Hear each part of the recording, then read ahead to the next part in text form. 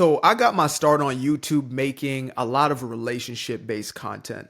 And the reason I did that is because I believe that if we could understand certain principles about self, they would lead to better relationships, right? If we're able to get to the core of some of those internal wounds and traumas and things of that nature, heal in that place, then we would lead to better relationships, and also vice versa. And I realized that most people were so fixated on relationships that I could kind of Trojan horse the message of self-improvement through relationships. So that being said, I'm about to step back into my pastime for a little bit and talk about the fact that if you are looking to have the best vetting process in a relationship, if you're looking to build the most, I guess I'm going to say this because there is no guarantee, but there's close to a guarantee. If you want to have the best hopes or best chances of a healthy relationship, you need to take bedroom activities off the table in the beginning of your relationship. Now, this sounds crazy in 2025, the year of our Lord 2025. This sounds insane and damn near impossible because we have become such a, how do I say this politely? We become such a slutted out society. We have become nothing more than a hookup addicted, sleep on a second date type of society. We have made certain things okay, then we wonder why we get the exact opposite of what we want. For example, there was a reason why chastity was a thing. There was a reason why it was valued. And I believe there are spiritual elements and intangible elements that were just as important as the physical, the bonding elements, things of that nature, right? I believe that because women have been given a certain level of sensitivity to understand, what is threat, what is not, what is good, what is bad, etc. That little sensitivity is heightened when you keep the legs closed. Let me explain.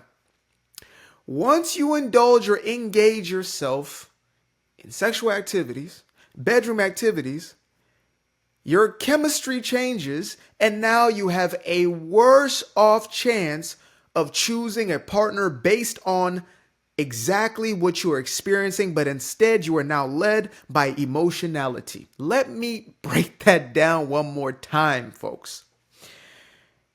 You will find yourself compromised as far as vetting, as far as being able to discern what you're dealing with. When you give yourself up that way, there are certain chemicals that are exchanged. Chemicals that are triggered within you, and you find yourself less able to discern good from bad, husband from booty caller. I'm gonna call him that. He's the one who calls you for the booty call. So now you're not able to discern the difference between long-term partner and short-term fling. Now, I'm not even talking to the folks who are looking for short-term fling. I should have said this in the beginning. I'm not talking to you. If you are in the hookup culture, if you're looking for a quick 190 woo woo woo, I'm not even interested in talking to you. You're not my people. You can go ahead and click off this video and go somewhere else. I'm just straight up, right? I am a segregationist when it comes to my value system or what I'm actually looking to communicate into who.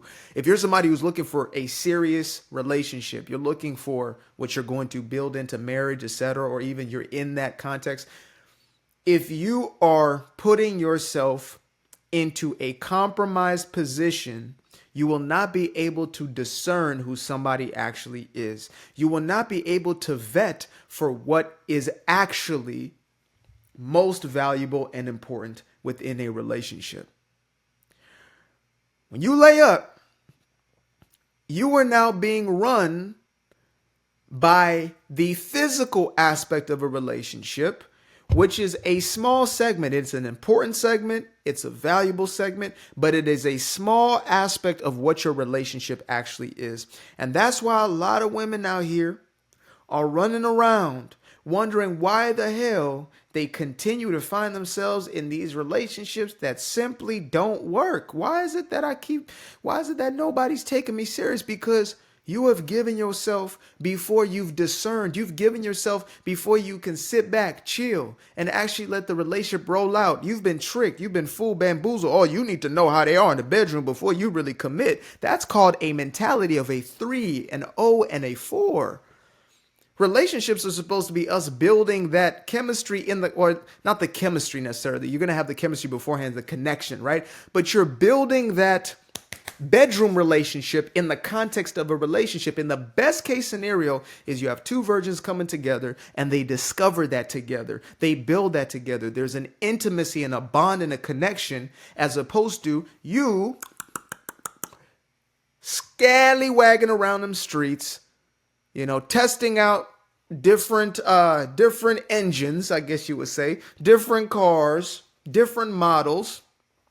And then finally thinking, okay, then eventually I'll land on the right one. No, all you're doing is traumatizing and re-traumatizing yourself. All you're doing is devaluing yourself. We don't want to have the conversations because they are hard to have, because they make us look in the mirror, and God forbid that. In a society that is so addicted to external causes, that is so addicted to blaming every damn body else,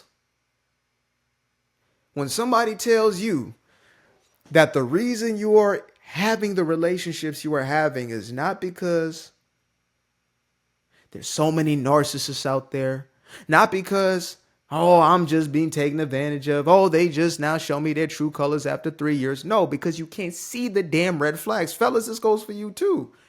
You lay up. Oh man, that box got you, huh? Now you can't even think straight.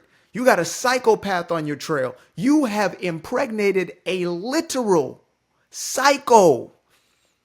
Oh man, my baby mama's tripping. No, your baby mama's not tripping. She was tripping before you laid up with her. She's tripping after. But you wanted the draws, and so this is what you get.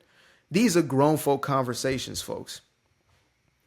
No more hood rat activities. No more thottery. No more 304-y. Unless you want that outcome.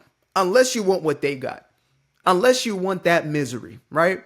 You want to continuously find yourself on the other end of another failed something. Giving that thing to any damn body. And I know my married folks are watching this right now going, ooh, brother, preach. I'm trying to tell my little cousin, or you're trying to tell your sister this. You're trying to tell. Yes, because these are facts that I'm spewing. The fact that you have put the cart before the damn horse has led you into a damn psychosis, and you continue to repeat the very same traumatic behaviors. You continue to lay up. You are looking for validation through the draws. You're looking for validation through the bedroom, as opposed to finding it within yourself. And so you can find somebody who is also in that healthy emotional place, and you can get into a healthy relationship dynamic. Simple. These things are simple. What makes it difficult is the fact that we have so many other underlaying. Like there's so much more beneath the surface. There's so much more underneath the rug. There's things that we are perplexing. We're debating. We're going back and forth with ourselves. We have these splits in our personalities, as opposed to actually doing the work to heal.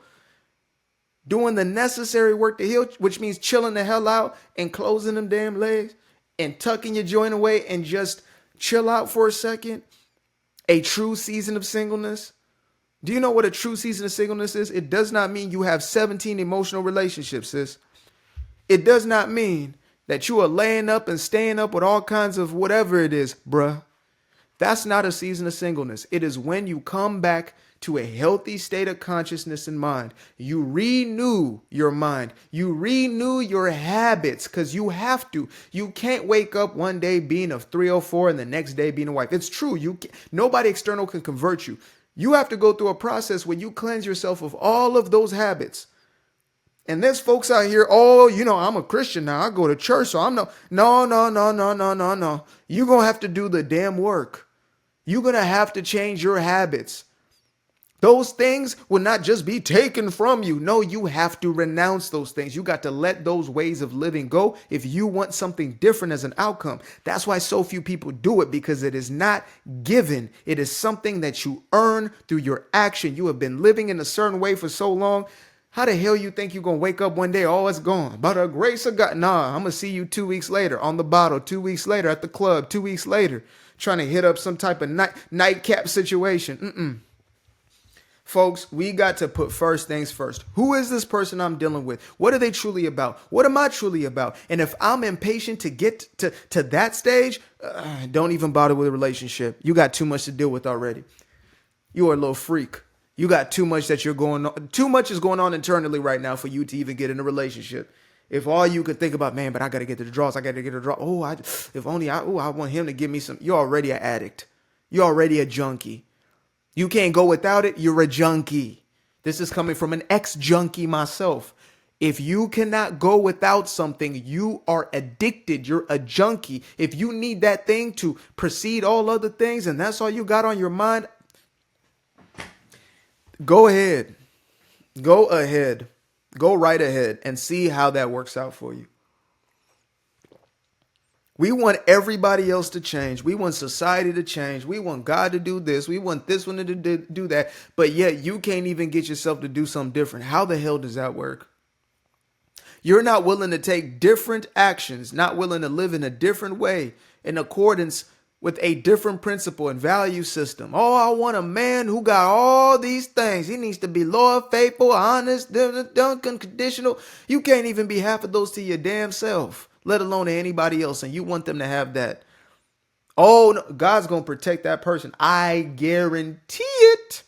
When you find somebody good in your life and they get snatched away and you know you're not right, it's because they were being protected from you and your devious self. I'm not having one of them conversations. Back in the day, I used to be afraid to direct the message too direct, but I'm like, I'm talking to you. I am talking to you, right? I'm not, because too many people are taking my videos just talking about, oh, this is for this person. Oh, these people need to hear this. Yes, these people. I'm talking to you. You want everything in your life to change, but you don't want to change, and it don't work that way. Not even a vending machine get changed without you putting something in it. You understand me? We got to live different. We got to move different. We got to think different, act different, think different, act different, build different habits. And it's only going to happen once the pain outweighs the pleasure. You're not going to change until it becomes so searing in your damn soul. You're seeing everybody else getting married, everybody else having kids, everybody else having this lifestyle. Now you become bitter, resentful.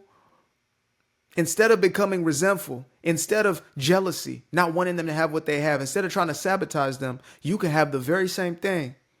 Take notes. Look at how certain people will change the way they live, or maybe they already had that conditioning, and look at what it looks like to be somebody who can be in a relationship, in a healthy relationship.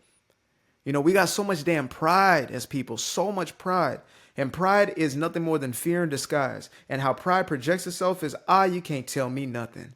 You can't tell me nothing. Who are you to tell me? There's somebody listening to this right now. Who are you to tell me? I say, I'm a person that has been sent with this message on my heart. And it's been sent from our Creator through me as a vessel in this moment in time. And if you don't want to accept it, that's cool as hell. That's really, really cool. That's literally, it's your choice. That's the free will part of things, right? You can choose to just continue to live how you're living, and that's perfectly fine. And you'll continue getting what you're getting. You know, it's kind of like the dude who, I say he was in the middle of a flood, and, he's praying out, oh God, please save me, please save me.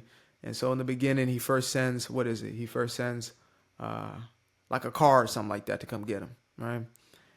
Oh, Lord, please save me. Please. He's like, no. I'm asking God to come save me. I'm asking God to save me. Okay. All of a sudden, a boat appears. Water is much higher now. God's like, no. I'm waiting on God to save me. I'm waiting on God to save me. I'll say, okay. Boom. Gone with the boat. Next, airplane. Airplane comes down. Or helicopter, I guess you say. All right. You ain't going to have a whole ass airplane coming down for one dude. Let's be real. Okay. No, I'm cool. God's going to come save me. I've been asking God to save me, right? Helicopter goes, dude dies. Dude wakes up, God right in front of him. God says, okay, so what happened? He said, man, God, I was waiting for you to save me. And he said, oh, so you didn't just see that car, that boat, and the helicopter? That right there, folks, that's pride. And that's what is in your heart when you can't listen to the baby who's got a message for you, the old woman who's got a message for you, this young man who's got a message. If you can't hear it coming from them, You will miss it, and you will wake up one day, think to yourself, what the hell happened? Oh, you missed it. You missed every single one because you had too much pride. You thought you already knew every damn thing. This is me on a daily basis. That's how I got to the place that I am. I wasn't this person. I was hard-headed as hell. Couldn't take any information in. Blamed everybody else for my circumstances, my conditions. Everybody else. Then I say, wait a minute. No, this is me. I am the main character in my life. I'm the one who is controlling the, I'm not the control board here. I'm doing things that are leading to things that I don't want. Wait, so that means I can switch the game up and actually get what I want? Sign me up for that. It's really that simple, but it's also that difficult. And the difficult aspect is accepting the responsibility. And once you do that, the rest is really, it's waterworks, dude. It is seamless. I didn't say it's not going to be stressless or any of other, but it's going to be seamless as far as things unraveling for you. It will start to make sense for you. Your path is made in front of you as you go, right? You don't have to see over the damn hill. You just know that you got light right in front of your feet and you know exactly where to step right now. That's how life starts to look. That's how I move. I move off of that. I have my own intentions and goals and things of that nature, but way more incredible things happen for me when I'm just taking one step, one step, one step. Whatever message on my heart, put that message out. Whatever got to do right now, put that boo, boo, boo, boo, boo, boo, boo. One step, one step, one step. Trust that process. But you can only get there once you stop being so damn prideful. You got to let that down. Oh, I want this marriage. I want this beautiful relationship. I want this union. Okay, perfect. There's going to be a path laid in front of you, but it takes you dropping your pride. Simple. I used to be afraid of the dark, a place unknown like a hardening heart. I used to see my life in the bar. Now the kids unchained, every shackle is lost. 2 steps in the moonlight, 2 step in the daytime. You just know when it feel right.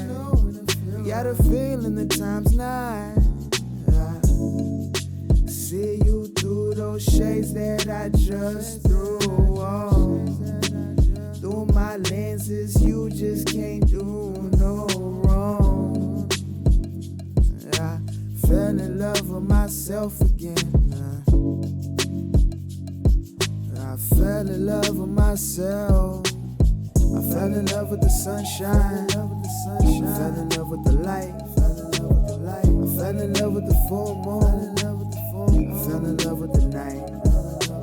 I can see the light again. I can see the light. You can see the life in him illuminate the night. I know the time is taking. A 365, that's a full rotation. I see you looking up, you know them constellations. Constantly gazing like house of praises, you get to praising.